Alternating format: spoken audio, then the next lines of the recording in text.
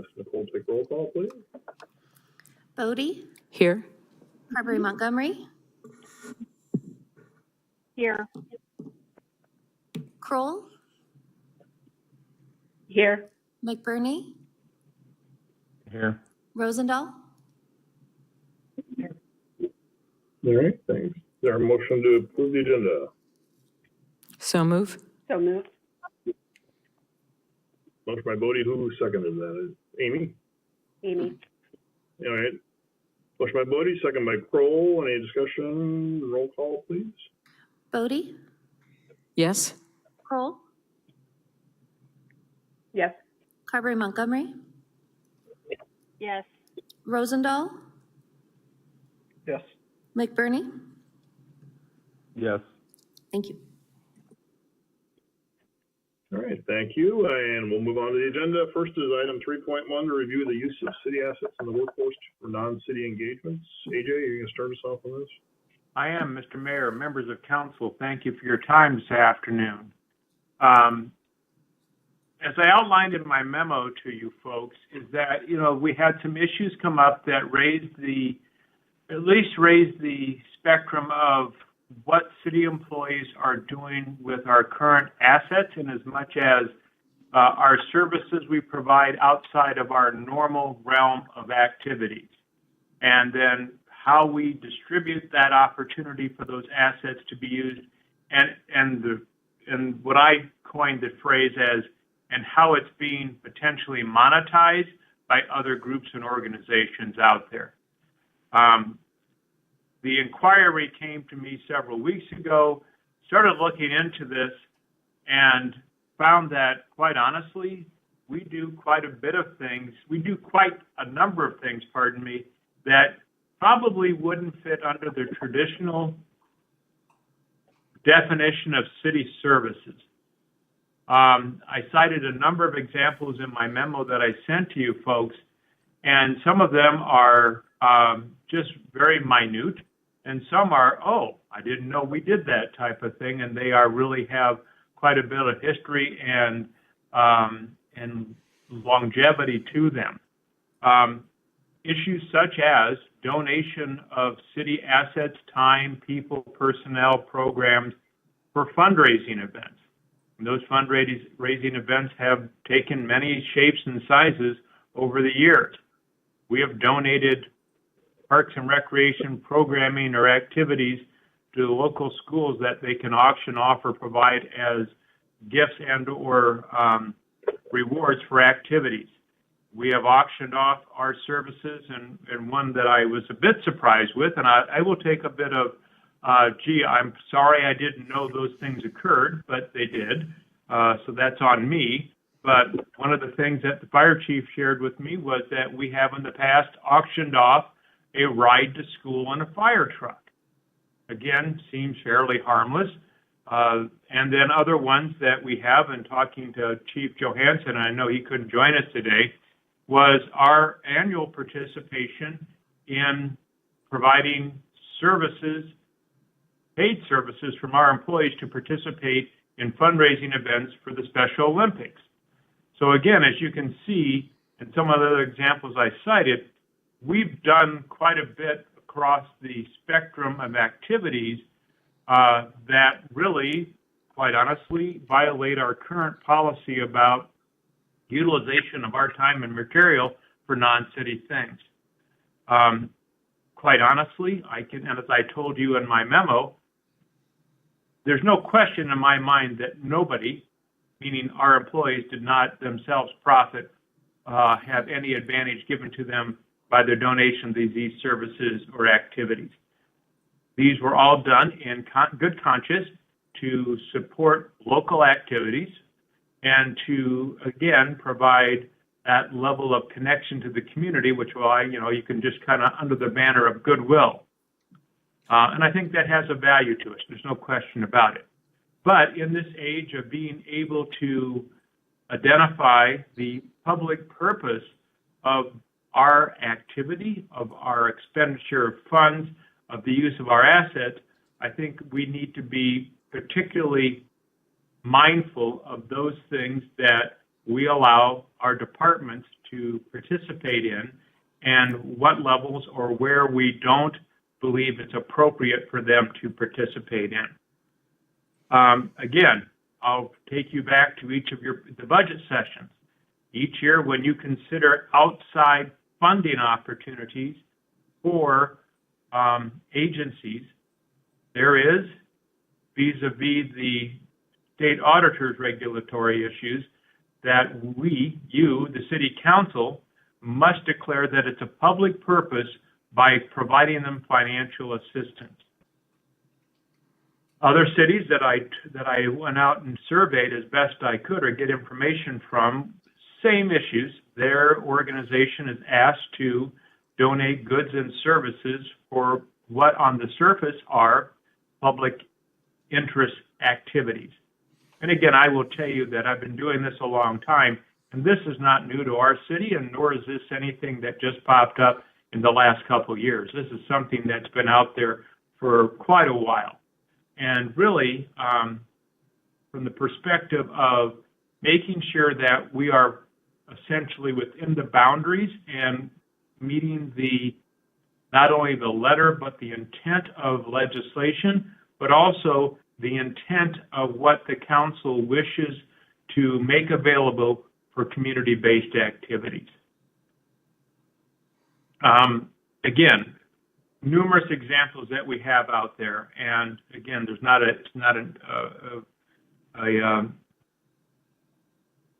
criticism of any of those. I will say the fire truck one did surprise me a bit, and from a perspective of purely risk management, I found that to be a bit concerning, but having said that, it's just the old risk manager in me that I can't help get away from.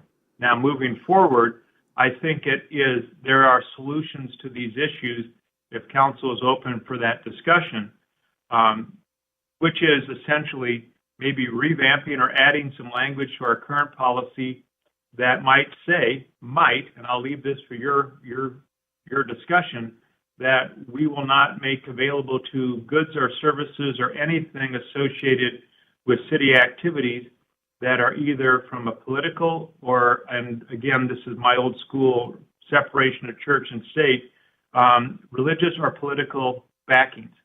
And that way, those are kind of the low-hanging, easy fruits to say that as a city, we are not providing items that can be monetized to those types of events that may open you up to criticism from other venues. Other public entities, and we do 2080 agreements, and we provide assistance and financial support for programs that are essentially open to the public. The food pantry is too easy of an example, but I'll use it anyway, is that the food pantry has a purpose of addressing food insecurity. They are open to all residents. And so that's kind of an easy one because the public purpose is to ensure that residents of our community and other residents who aren't members of our community can address a basic need of food security. Again, I get back to the term that I use is monetizing.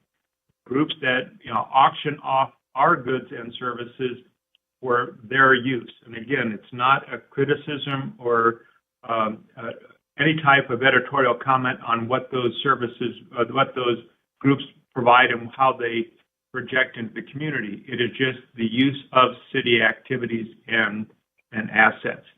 So with that, I will be quiet. I will answer any questions you may have and hopefully open it up for your discussion about how you feel you'd like to proceed with this. So one question I have with this is this purely just looking at, like in your examples, folks that are looking to fundraise, looking for like donations or things like that, or does this also apply to situations like since top of mind since I was there last night, 4th of July committee, I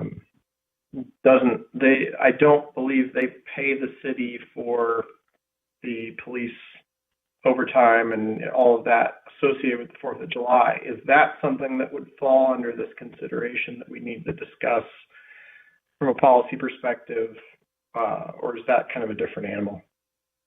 Well, I think it does fall, in my opinion, I think it does fall under the perspective of council making a declaration that, for example, and that was what you just mentioned, Blake, was also raised by staff. Mm-hmm. This city has a long history of supporting 4th of July related activities, and we utilize many departments to assist.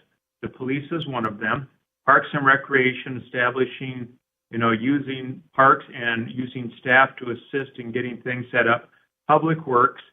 So there are numerous city employees and activities that are engaged in that process. We have a fire truck stand by when the fireworks go off. We're paying those individuals. But the example could be that clearly entertaining the community and celebrating the 4th of July could one argue effectively, I believe, that this is a public purpose? I believe you would. So I think it is just that clarification. And if it is, if it's something like, just that reassurance that each year when we get closer to the 4th of July or that those activities are starting to ramp up, that there is just a brief comment or I won't say a resolution, but a motion of support, but that declaring that such an event is public purpose. I think that's fair. Again, this isn't. This came up not as an intent to overthink or over review things, but it is a point of, as things change and as groups out there look at the city, and they look at us and we provide different types of services.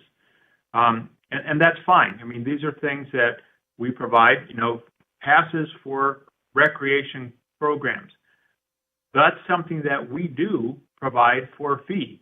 You sign up for a class, you pay a fee, no matter if it's nominal or not, and that you then participate. If you then give that away and it's auctioned off or provided as something that can be provided as a package or an auction gift, that has value. We assign a value to it because we charge a fee.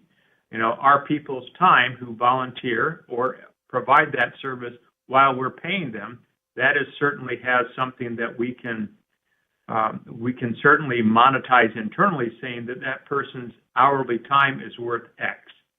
And then use of our equipment.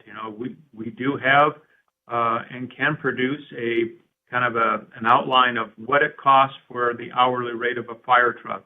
I know when we've had FEMA-related disaster issues, there is a cost assigned to the value of a dump truck, and it's hourly usage. So, again, I don't want to go down the rabbit hole so far that it becomes almost ridiculous, but at the same time, the question was raised, and I think it's a legitimate one. Should there be, those declarations of, we believe this to be a public purpose? I'll use another example that years ago, there was a big discussion throughout the state about the fire department's annual muscular dystrophy fundraising events. And there were communities who were challenged about, why are you using your city assets to provide for this singular charity? It doesn't speak to the value of the charity. It just speaks to why this one and why not others. And that really at that time forced communities to say, we make that declaration that we believe this to be a public purpose. And again, it's a relatively simple process, but it does say to the governing elected board of the city that you made that determination that whatever it is a public purpose. Again, I'll use the Special Olympics. We have participated along with almost every metro law enforcement agency in a fundraising event to benefit Special Olympics of Iowa. Again, does it have public purpose? I think a reasonable assessment is that it has public purpose because it's a venue that is open to individuals with special needs for them to celebrate their athletic opportunities. So, again, I'm not intending this to be this, watch everything we do, but if, bringing that, maybe just a brief statement of, we will continue to support public venued items, and that council will receive updates as to what they are and make those declarations that this is in fact a public purpose. Again, from a perspective of purely administrative, it might be the easier route to say, and we exclude both political and religious-based activities, just to keep that proverbial third rail away from the city activities. For me, I think the question I always found myself asking when I was at the state was, could you provide that service to every entity that requests it? So, in light of like Special Olympics, MDA, there's only one entity that offers those sorts of services, and it provides also the connection to other police departments, other fire departments, other entities that do a similar purpose that our own department does. So I see that more as like an HR bonding team building type scenario as well. So there's an additional value add to city staff in those regards. Could we provide, an auctioned off item to every entity that requests it in Urbandale? There's lots of auctions that happen. Is that a path we would want to go down? Would we want to set that precedent? I would have to say probably not.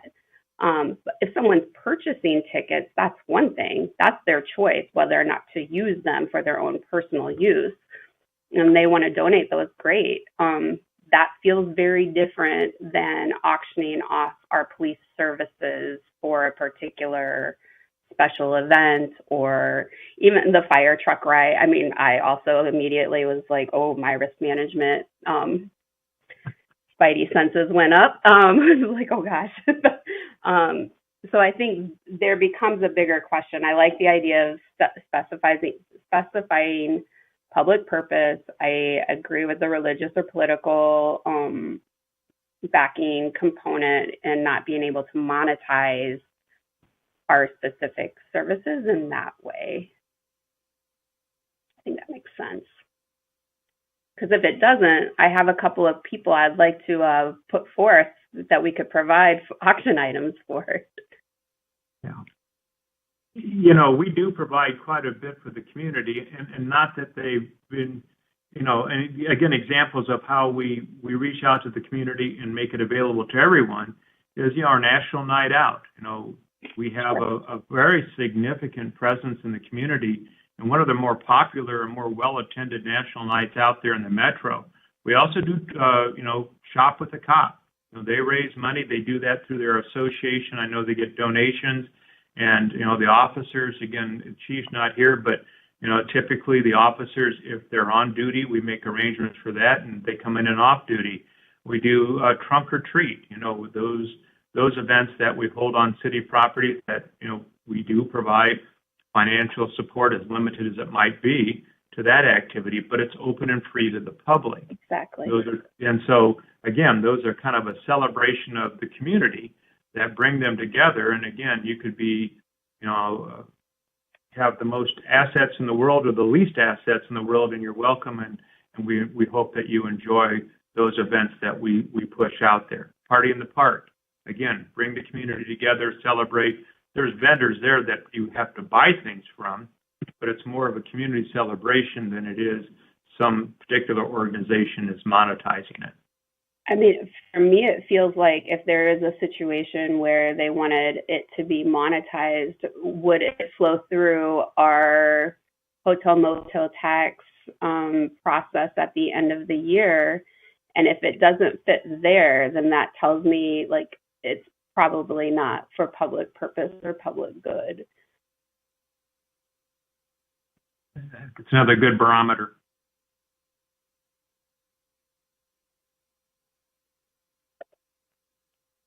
I like the no religious or political, though I would ask if we do something for a public school, would that entail also providing that for a private, nonprofit, religious school as well? That would be one thing that I would want to think about.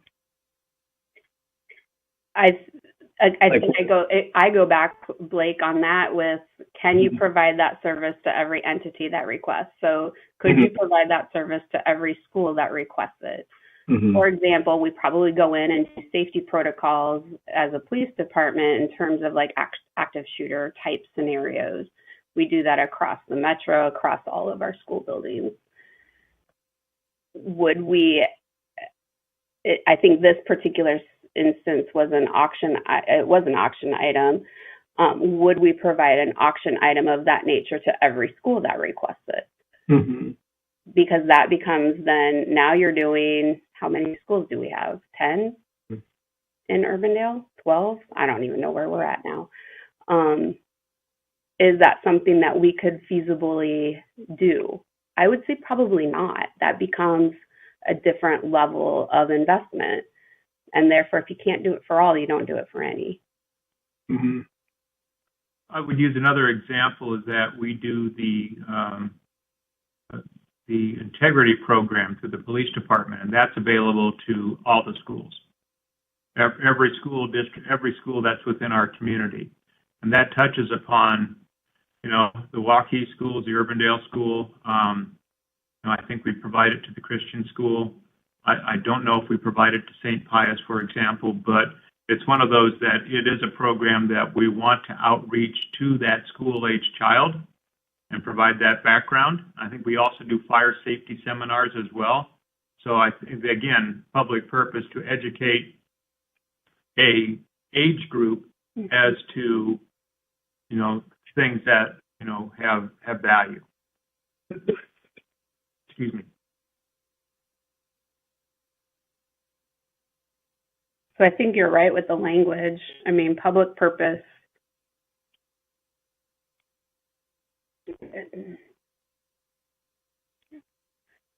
The religious or political back. What are others thinking about how to frame that? I'm a little bit I balking. definitely, this is Bridget. Go ahead, Pat. No, go ahead, Bridget.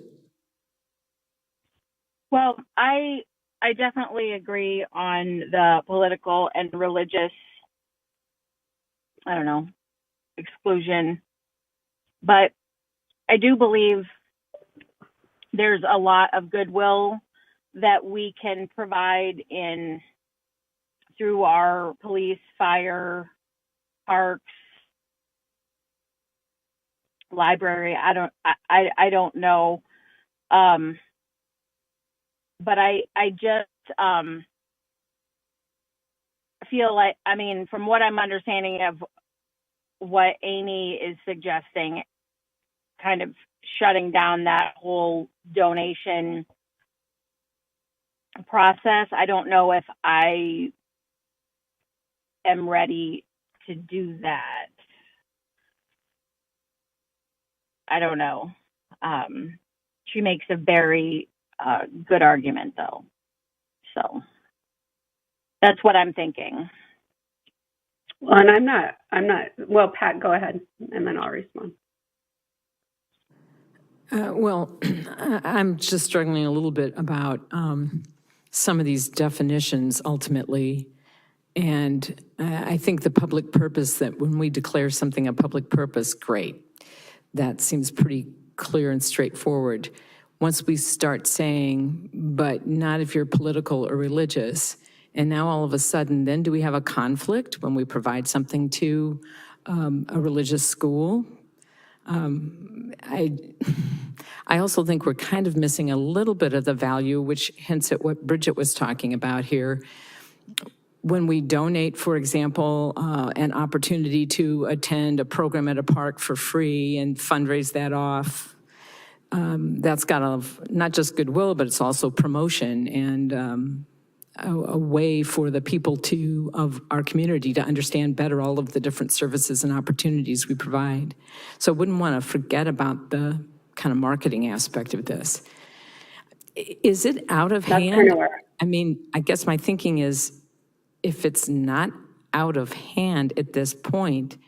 Do we have to do a whole lot yet?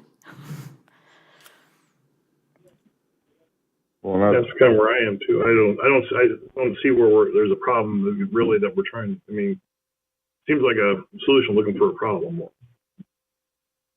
well, that was going to be my question. Is AJ, you said you already talked to people in other cities around the metro. How far off is our policy from theirs? Not too far off. I mean, it really does become a matter of, and this has been the question of public purpose has been around for a while. You know, and our policy that I gave you the handout to, that's been in place for a while as well. And that's really meant to say, and I'll use the very obvious, you know, you can't use city property to benefit you personally. I can't take a city lawnmower home to have them mow my yard. I mean, again, that's just so obvious that it's almost ridiculous. But it really is that recognition of you can't use your position and or the city to benefit you or other groups. And then there's the gray area is that, you know, again, you're asked to participate in, you know, I'll use the police department as an example. All the metro agencies are out there promoting Special Olympics. We pay our people to be there.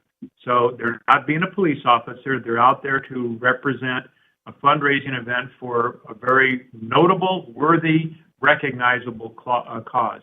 That happens once a year.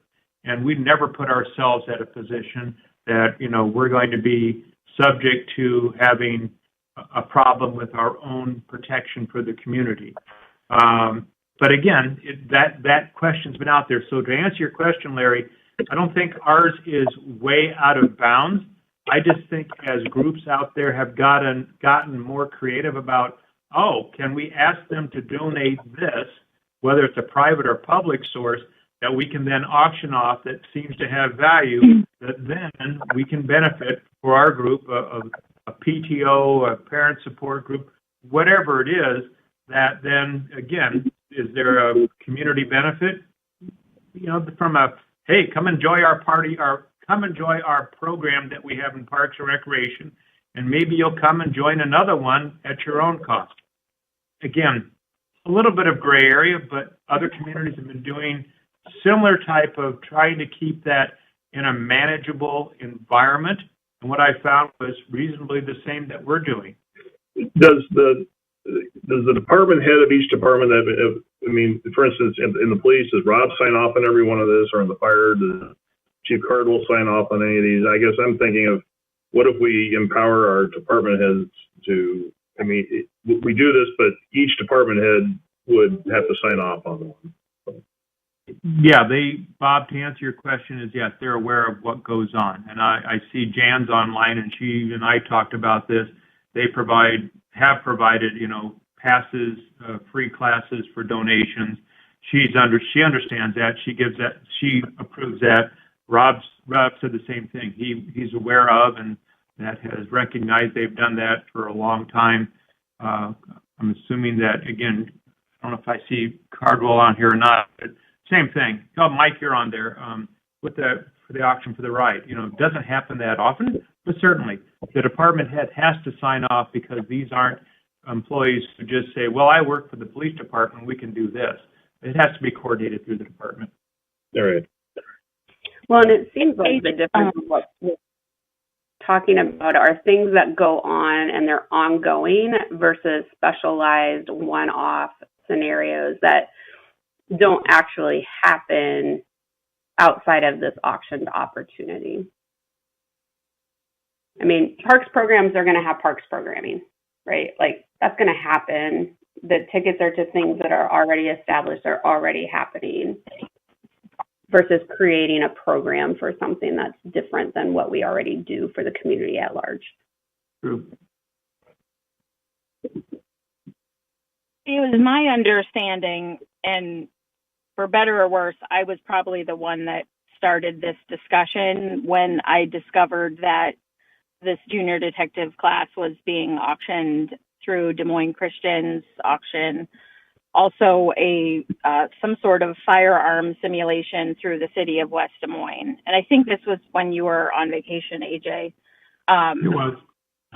And it was my understanding that the chief did not actually know about it. And I think this came from Curtis, but I'm not trying to throw anybody under the bus, but you know, $1,000 was raised from our junior detective class, and like $3,500 was raised by the firearm simulation offered by West Des Moines. And if I think Curtis is probably on here. I mean, I know he spoke to the city manager in West Des Moines. Seemed like it caught everybody off guard. I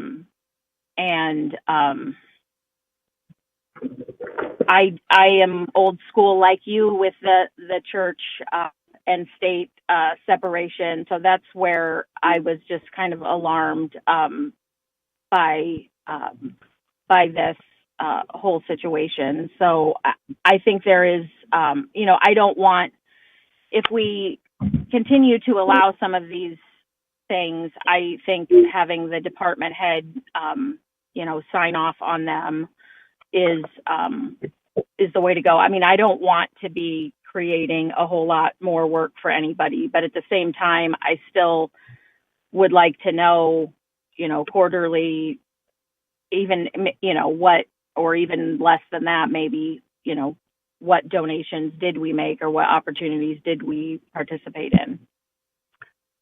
It's Curtis here.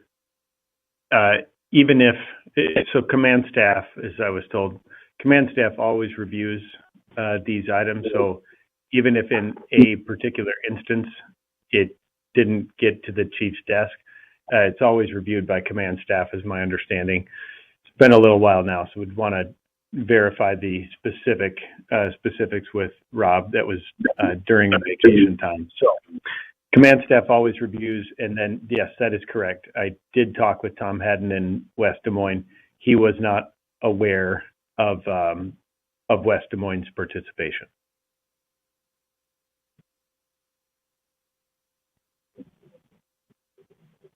And I guess in that particular, you know, situation, you know, everybody, you know, reports to AJ, but I don't, you know, I feel a degree of comfort with the department heads that, you know, folks below the department heads, I don't necessarily, I mean, have knowledge of or know who they are. So I would want to probably make sure that it was the department head that was signing off, if that's how we choose to go ahead.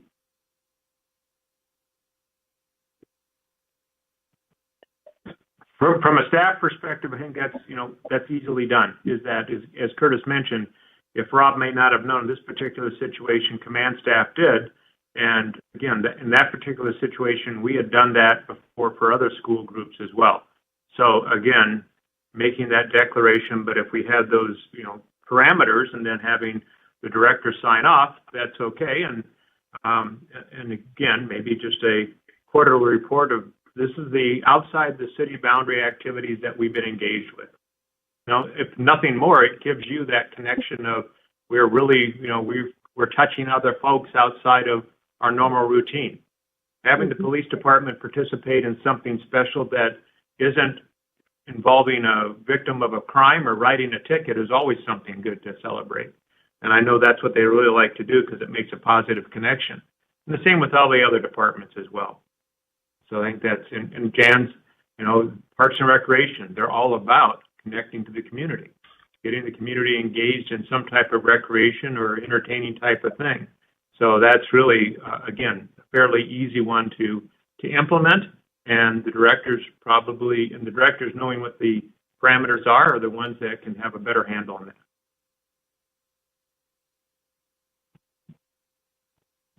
So is this, other than the ride to school on a fire truck, which that threw me through a loop. I don't see that we're offering or hearing examples of what we're offering that we wouldn't be able to offer publicly to just about anyone. So I kind of agree with Bob on this. I don't think this is a solution looking for a problem. I don't know. I mean, yeah, we can go down the route of having department heads sign off on all of them, but I guess I haven't heard anything egregious from the city of Urbandale, at least. I think the issue is whether we're offering them to religious institutions and political. I mean, that's the clarification that I am seeking. So I feel like there is a big problem, that what happened with the Des Moines Christian auction was a huge problem in my mind as a Christian school, to offer something to them that I don't know if we've offered to other school auctions is very problematic for me. So I would say that there's a situation. And I think it goes back to public purpose. Again, can you provide that service to anyone who might be requesting it? I mean, we would be hard pressed to provide 12 different junior detectives classes across the to every school that requests it. And I think that's where we get into problems. And not to mention, I mean, you mentioned the religious political component. There are lots of nonprofits that do auctions. Is this something that our police department or anyone could physically offer? Because it is a class that is specifically designed that we don't offer publicly, I think we would run into problems real quick to be able to fulfill if people started asking us for those sorts of things. If they knew it was available, would we get more requests to do it? Yes, we would. I mean, I literally have 3 people right now in mind that I would call and say, hey, I wouldn't, but could call and say, hey, this is a potential auction item, ask the city of Urbandale for. That could quickly get us into problems. Yeah. We, in that particular instance, we have just the one officer who provides that. So, stretching that person's time, and that person is paid when they do that activity. Sure. So again, it doesn't speak to the value of the activity or the value of the other groups that seek this. It gets back to capacity. It also gets back to public purpose. And again, however you folks would like to proceed with this, I can certainly draft up, based on what I've heard, just something very basic for you folks to consider and to incorporate that into our policy statement for conflict of interest and activities. And again, getting something in front of you that's written might help and gives you at least a place to have any further discussion if you think it's necessary. Yeah, I would agree with that. I would just like to add something there. I do think if we're going to do some level of guidance that, or creating guidelines that the public could see, that the word capacity should be in there, because clearly that's a concern. I'm not sure that we don't want to offer the junior detective thing to 3 public school fundraisers, but then that's all we can do because that's all the capacity we have. So I would suggest looking at that language. And then if we do something about religious or political events, I hope it relates primarily to the monetizing, or I'm not sure how to word this, but I'm just thinking about being able to rent our community center, our senior center, and doing what you will there. You would want, I think, the Christian school to be able to hold their fundraiser in one of our buildings as long as they were paying the appropriate fees. So I think we want to make sure we don't do something that restricts that kind of activity. And I think you bring up a good point, Pat. Like, yeah, if there's 12 schools and we can offer 3 and you rotate them. So, for across 4 years, you're hitting all 12 of them have the option. Or something like that too. Yeah, and I like the idea of the staff leads, department heads signing off on things. We haven't heard from Jan or Mike about that.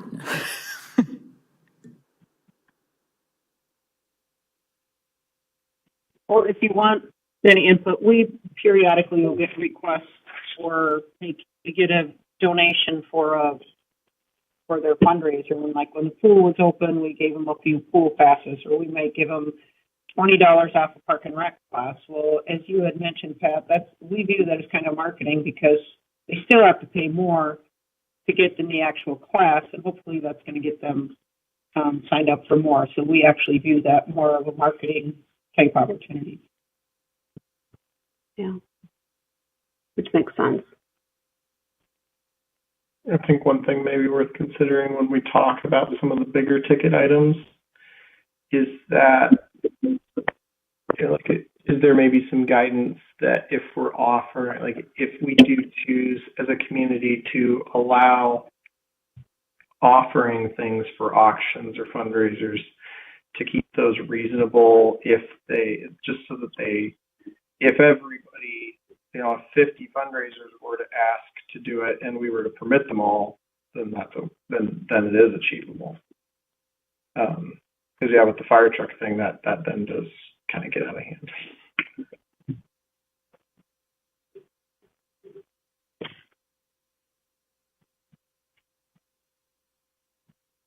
Again, I'm sorry, go ahead. If I can just comment, the fire truck thing actually took place a number of years ago, and we have not been asked recently about that as a fundraiser. So it's not anything that is ongoing or associated with any specific school. It was a while ago. I remember that, actually. I mean, I know at the Waukee Schools Foundation, they, the Dallas County Sheriff will generally have a ride to school in the, with the sheriff or something along those lines. I guess, I mean, I think those are, if you can write it in a way that gets past your anxiety, AJ, I think, those are small investments of time with potentially, a big PR payoff, with, the fire truck rolling up to school. I guess so we're talking about monetization. So just like I know there was a community picnic at the elementary school in my neighborhood, and, the fire trucks came by. I think they're always ready to leave in an instant if they have to. But I would want to make sure that we were still, because that's just stop by if they're available. With neighborhood block parties, same sort of thing. I don't know. The more we talk about it, the more I feel like I've opened a huge can of worms, but I also want to make sure that we have clarity around this. And if you were to write something up, AJ, I think I would want us to discuss it again. Yeah. An agenda. No, I'd be happy to do so. And back to your earlier question, I don't know that I could write a policy that would satisfy all my anxieties. I just don't think that's possible. I would wrap all my employees in bubble wrap, and all that type of thing. I just, there's not enough ink in the pen, so to speak. But having said that, and in all seriousness, I'll give it a shot, put something together for your future consideration. And I'll also ask the directors, again, to make sure that within the parameters of capacity is a good thing. And, consistency is also one of those things. And then balancing that out. And if they have a question, I'd be happy to intervene with them and kind of come to some conclusion, and we'll let you folks know.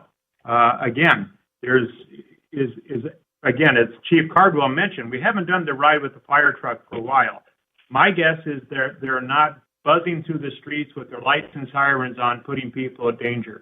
My guess is that the big red fire truck picks up the child at home, takes them to school, and it makes their day, that type of thing. And you have the fire department in a very positive light. So again, as I mentioned, none of these items have put us at the city at risk of looking bad as far as what the services we're doing.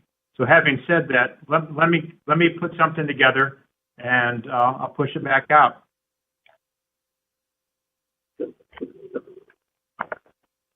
All right.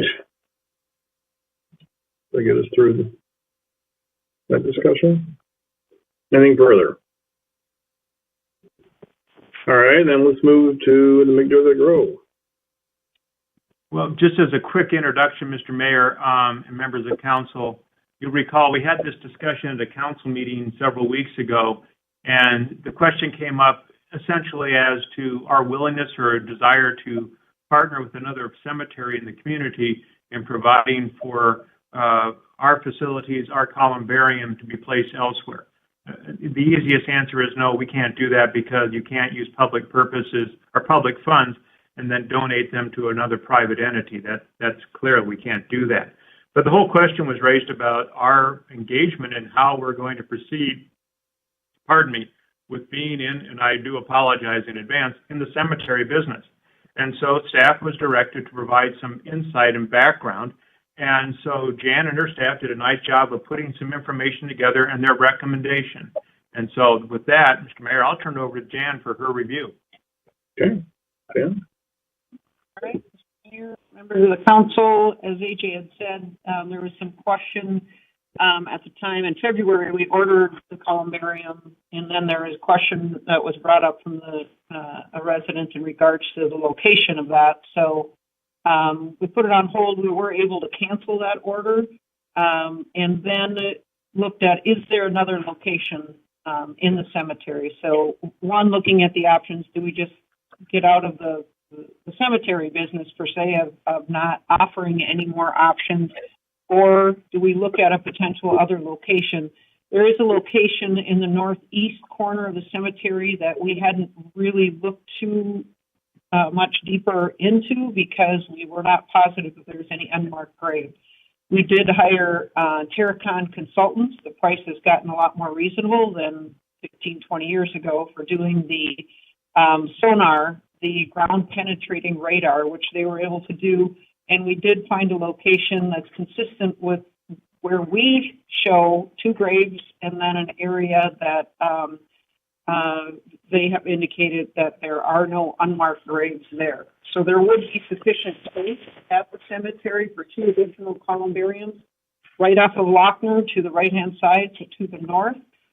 We could put in the footings and the two columbariums.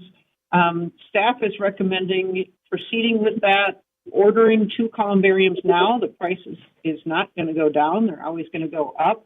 I did contact McCall Monument. They will honor the price that was quoted in the beginning of the year, I guess late last year. There is no lower price for ordering two. I did ask that question, but they will honor that. It takes about a year to get these. So that is what we're recommending. With the number of niches that we have over the last 4 years on average that we have sold, we anticipate that we would have enough niches for possibly up to the next 5 years. Again, can't anticipate who's going to be wanting to purchase columbariums, but we will have an inventory then. So we are recommending that. It will give the community enough time, we think, instead of just saying, nope, we're not doing it anymore. It'll give the community enough time to realize, okay, there is a finite number. And I think at some stage, just like everything in our lives, at some stage it gets full. I think it's realistic. The cemetery is going to be full at some point. So that's why we're recommending, let's do these two columbariums and we're done. The city will no longer provide future burial options. We certainly will continue to maintain, and as people are passing away, we will work with them in the funeral homes to proceed with that. But then after that time frame, we're recommending that we would no longer be part of or add any more. And also, just as AJ had mentioned, initially there was some suggestion, I think when we had that columbarium ordered, of saying, do we partner with Chapel Hill staff? recommends that we don't. I think it would be very confusing for the community if we start partnering with another. At some point, the cemetery will be filled. And I think if people want to be buried in Urbandale, we can recommend, here's one cemetery in Urbandale, but staff recommendation that we don't start entering a partnership with others for burial options. So be happy to answer any questions you may have.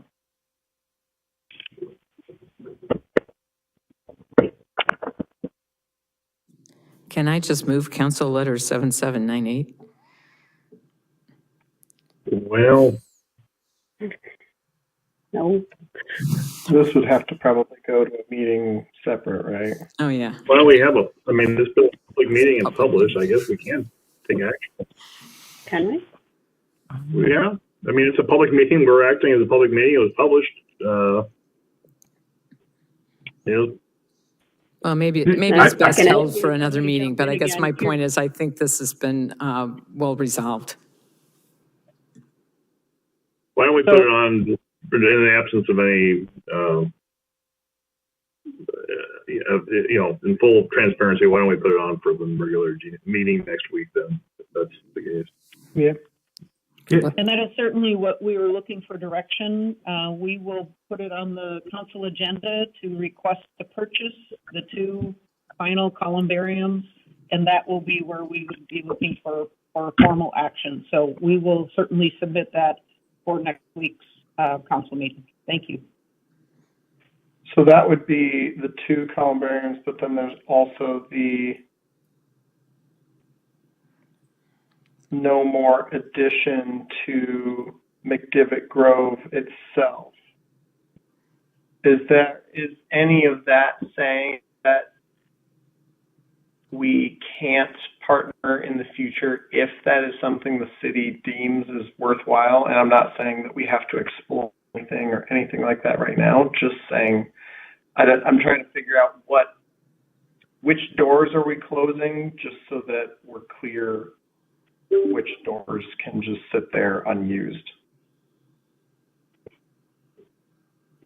Because I'm not saying we should push a partnership with anybody, but if that conversation if there are folks in the future that want to have that conversation, is that door being closed by saying we're done with McDivitt?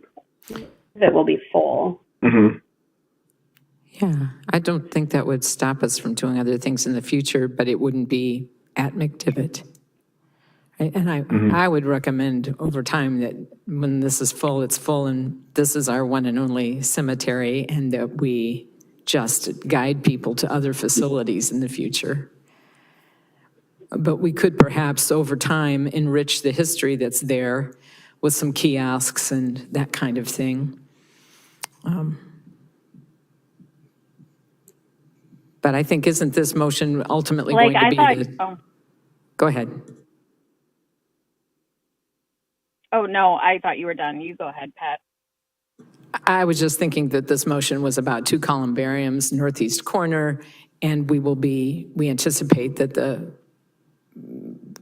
the site will be full within 5 years or so, and that there are no intentions to expand. But that doesn't rule out that site, but that doesn't rule out other things.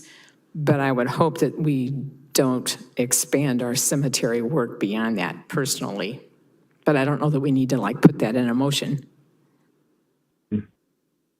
Yeah, I think that's fair. Bridget, were you going to say something? Well, I just thought you were really excited in Washington, D.C. about exploring cemetery options in Dallas County, Urbandale, and might want staff to look into that. I'm just joking, guys. But we did have a conversation about it. Nobody did anything with that. This is not a official directive. Well, you've just raised not only mine, but Jan's anxiety level. So, Mission accomplished. Yeah. I think getting back to the question is that, the question before you next week will be for the purchase of 2, where the original question was the purchase of 1, and that public notification that we are then out of legitimate space where we can place columbariums, and that there is a finite number, and at some point, the cemetery will no longer have the capacity. Mhm. And then other options, as you wish to explore them, are available throughout the metro. Sounds good to me. Sounds good. All right. Well, that was easy. Parks and Rec is always easy, Bob.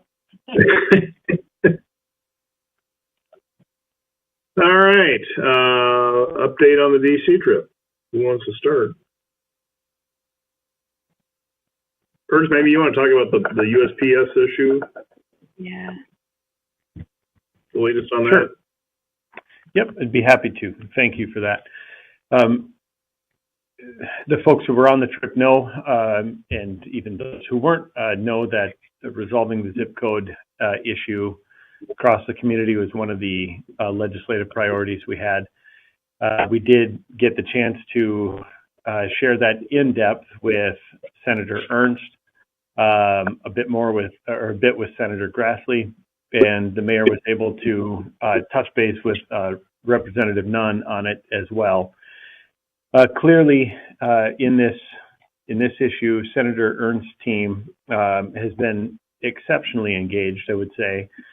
And we had our larger group discussion with her, and then later, Councilmember Rosendahl and I went back to her office and met with John Hollenreich, her assistant, who's been helping us with this project.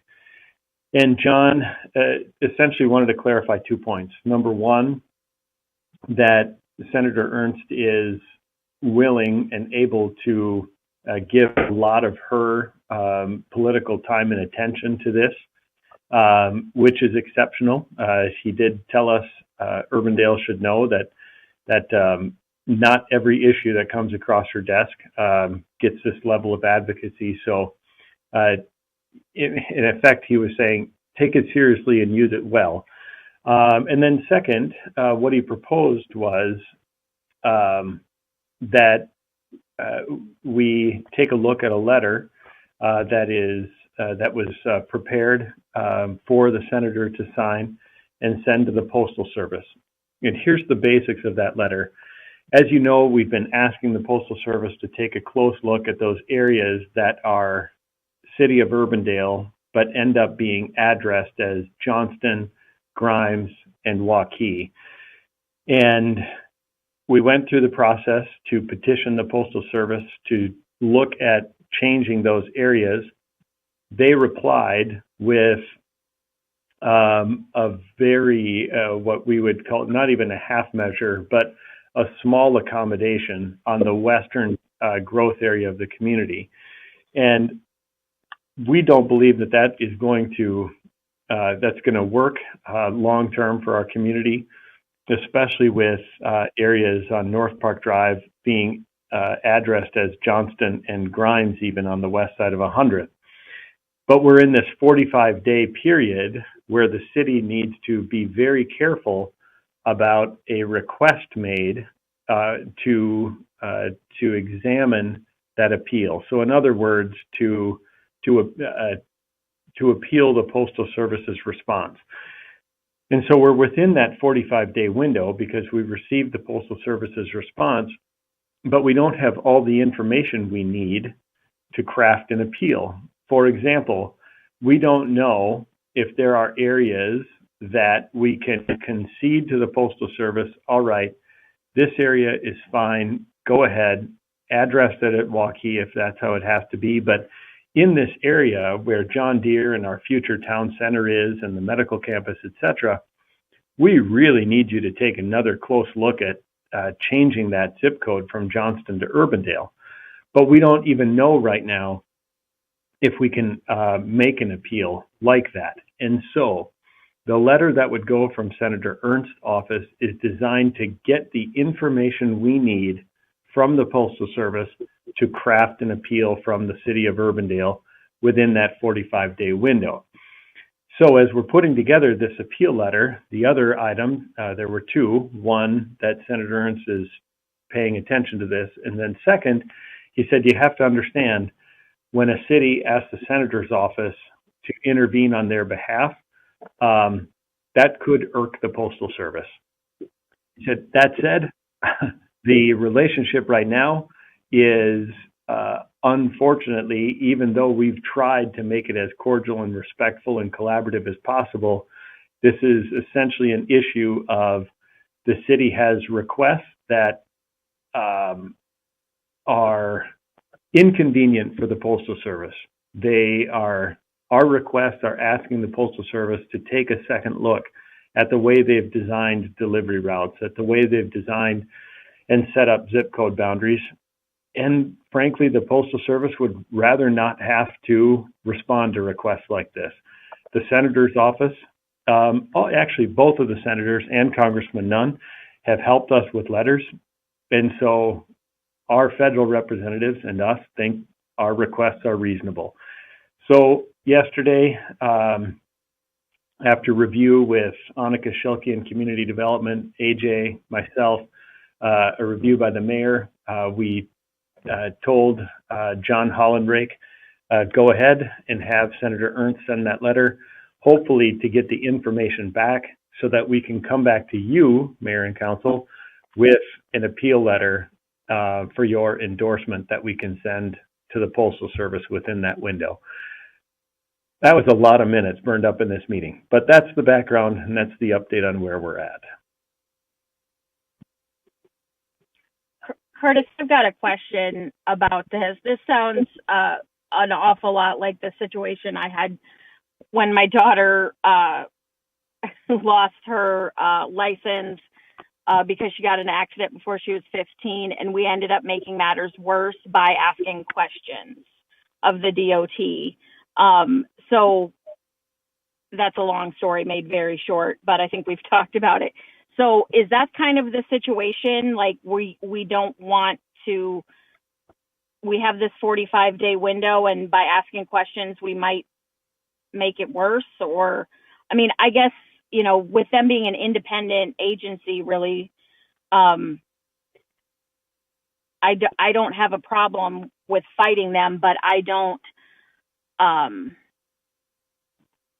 want to make it worse. And also, you know, if they've given, I mean, I'd be willing to give back some of this residential area that they said was okay out in Dallas County to be able to bring in the stuff on the east side.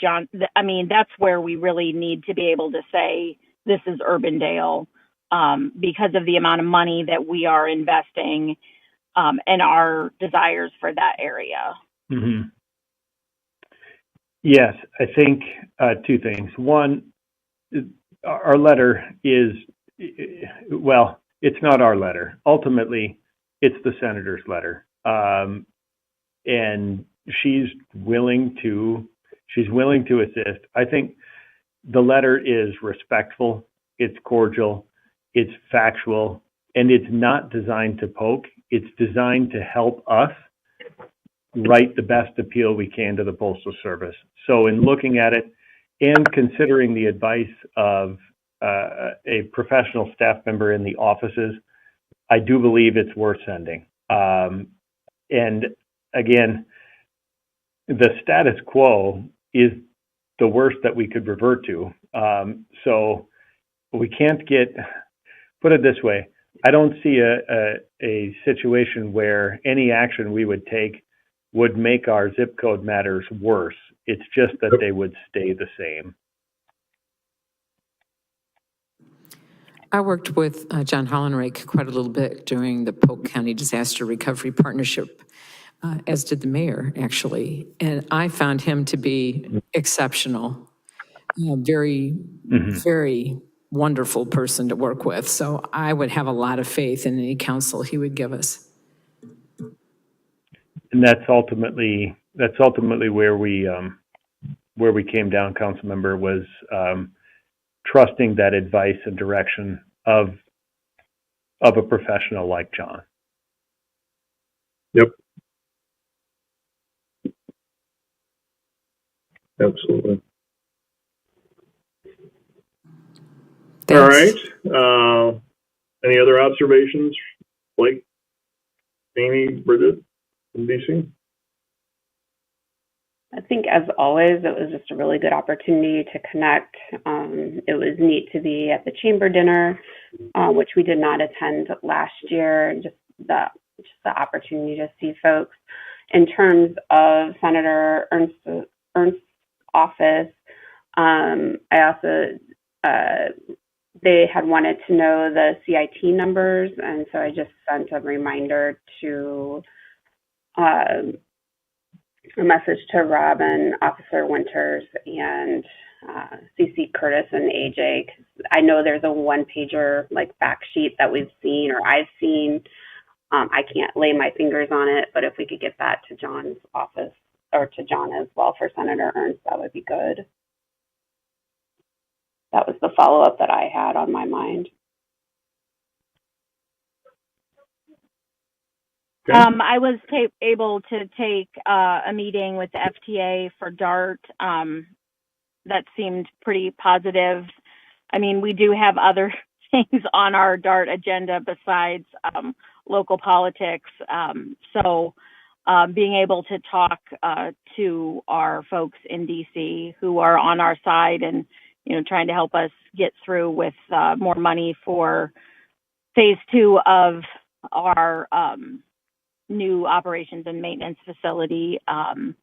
That was real positive. And then, I can't underestimate the value of the casual discussions with other members of the delegation from Urbandale and beyond. I told Curtis jokingly that we had inked a deal to build a coyote overpass to bring the coyotes directly into Johnston, adjacent to the Delta Dental bridge that they would like to see. But the other thing in my conversations with Delta Dental, and I've known Suzanne for a very long time, is the park land that they wanted to donate for us to use. And I guess maybe in a email coming up, AJ or whoever has been involved in it, it sounds like that project is no longer viable. And so I'm just wondering if we could get an explanation as to what happened. I got the sense that it was more than just the transition of CEOs, that there was some other things related to concerns on our end. So if we could just get a clarification on what that is and if it's something we need to take out of the CIP for next year.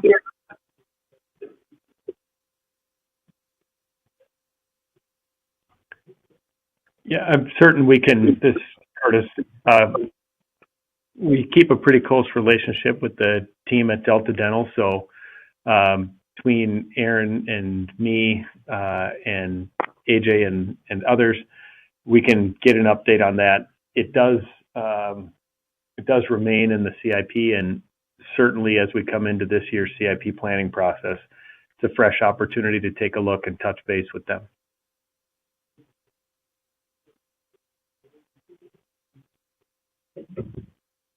I guess just one thing for me, that it being my first trip, it was incredibly valuable to get connected with folks, and then also just see the value of getting in front of the federal delegation and their staff too, because some of those meetings were more productive than others, but all in all, we still were getting our cause up in front of the federal team, which is always good for our constituents here.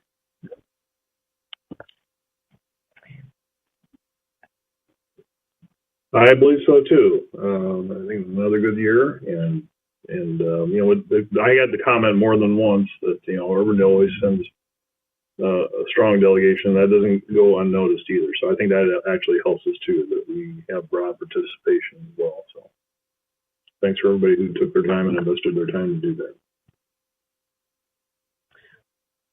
One of the other things that while folks were meeting with Nunn and Grassley's office, I stayed back and did the housing policy session, and I think it just continues to reemphasize how we need to really focus on workforce housing and be very intentional and thinking through where we place our housing and how we position ourselves to be able to take advantage of tax credits that might be coming down the pipe.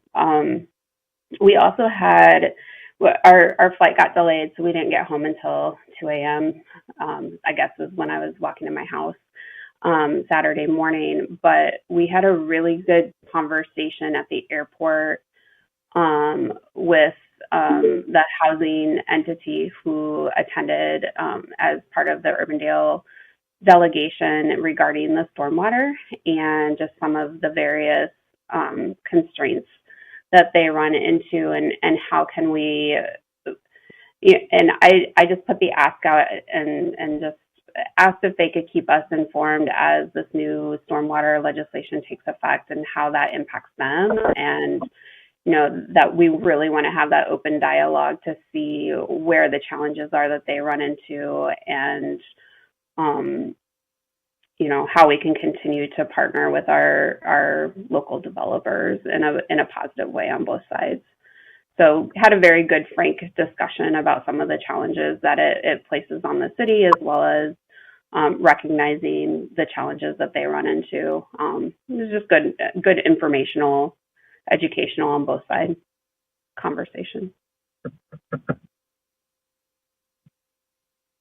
That reminds me, Amy, I did have a chance to talk to Dan now a little bit with the Des Moines Home Builders Association, and luckily for most of it, I had Peter DeCook from Clive at my side. I just think there's a lot of education that needs to still happen on both sides of the situation, and I'm assuming that our engineering folks are figuring out what we need to do to be in compliance, by the deadlines in the bill. But I guess I didn't really feel like in the discussion that I had by myself with Dan that he really understood why the cities were so concerned. Like, why should Dan and I live in the same neighborhood, why should we have to pay for something in the other part of the city? And was his argument, and I said, well, the city has to pay either way, and it makes sense to have the property owners and the home builders, when we're developing new projects, to pay. So there's still a lot to for both sides to understand, but the bill is the bill, and we have to follow it, I guess. So would like to be kept appraised of how that is moving forward.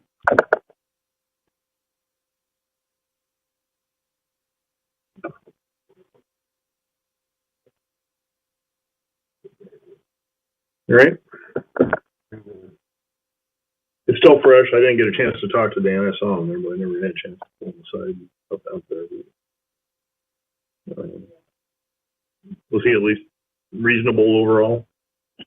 Oh, absolutely. Absolutely. And I mean, I think lunch with him would not be a bad idea for you, Bob, or set up a time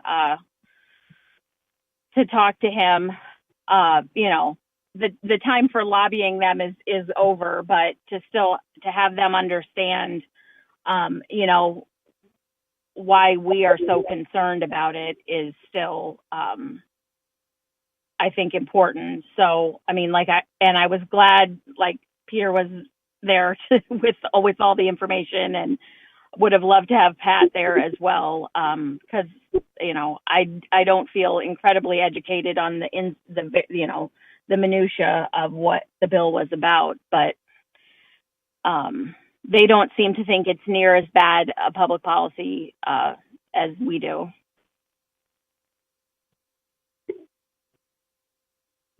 Yep, I agree with that. That's for sure. All right, we are at 1 o'clock. Anything else for the order? I have one thing. When I was coming home approximately 2 a.m. on Friday, I thought it was part of the Northern Lights, but there were trees in the median on Meredith. And I thought it was an illusion, but they were there on Saturday. The words cannot express how excited I am to see trees planted from Alice's Road all the way to 142nd Street along Meredith. And I hope this is just the beginning, but I'm very excited to see it. It's even better, they're still there on Sunday. Well, they were there this morning too, so we've made it several days with the trees being well, good. And the rain that we received certainly cannot hurt them. But just one other thing, just a reminder: Thursday evening, 6:30 p.m., Giovanetti Shelter, your other listening session that we had scheduled. And Saturday, Mayor's Bike Ride. Sorry, Mr. Mayor. Yes, sorry. We had the Mayor's Bike Ride on Saturday. It's out at the regional park, is it not? Is that where we're starting? I believe so. I haven't looked at my details. All I know is I'll be there. Wherever it is, I'll be there. I wish Jan was still on; she could tell us. But I believe we're starting at the It is in Walter. Yeah, it is. It is. Yep. Okay. Is there pancakes ahead of time again? Coffee and donuts, no pancakes. Oh, okay. Yeah, I won't be riding. Oh, there's the qualifier. You have to have pancakes to ride. Okay. Yeah, sure. Well, my apologies to everybody that I won't be able to attend the council listening session on Thursday night. I'm very sorry it got rescheduled to that time. I really wanted to be there, but hopefully there'll be another one soon. We'll schedule one. I'm sorry, Bob. I was going to say, we'll certainly record it, and again, we'll reply back and make sure it's available for everybody who can't be there. Yeah, I won't be there either. I had already made a commitment for this evening or Thursday evening before it got rescheduled. So I apologize, but I know you guys can handle it. Yeah, I will make sure to convey, obviously, on Thursday that, we originally had them. We originally had it for night plan for everybody, but we did err on the side of safety that evening, but we wanted to reschedule. We had limited opportunities, and just like with anything else, it's nearly impossible to schedule something where everybody can be there. But we will make sure everybody knows that we will get the comments out to everybody, and we'll be following up on that. So I believe there's one comment on the Nextdoor site that we scheduled this for a time when Caitlin Clark has a basketball game, and they were missed at that too. So yeah. So we can't. We'll do our best, but we'll certainly represent and certainly make sure that folks know that despite the fact you're not necessarily there, that you are getting the information. And Thank you. For your information, we try to do these twice a year, one on the west side, one on the east side. It kind of, and try to get in between all the other things that we do and all the other activities we know the community's engaged in. So you'll see another one this fall focused on the west side. Okay, thanks. All right, we are done. We'll adjourn the meeting. Everyone have a great rest of your day. Thank you, everybody. Thanks, everyone.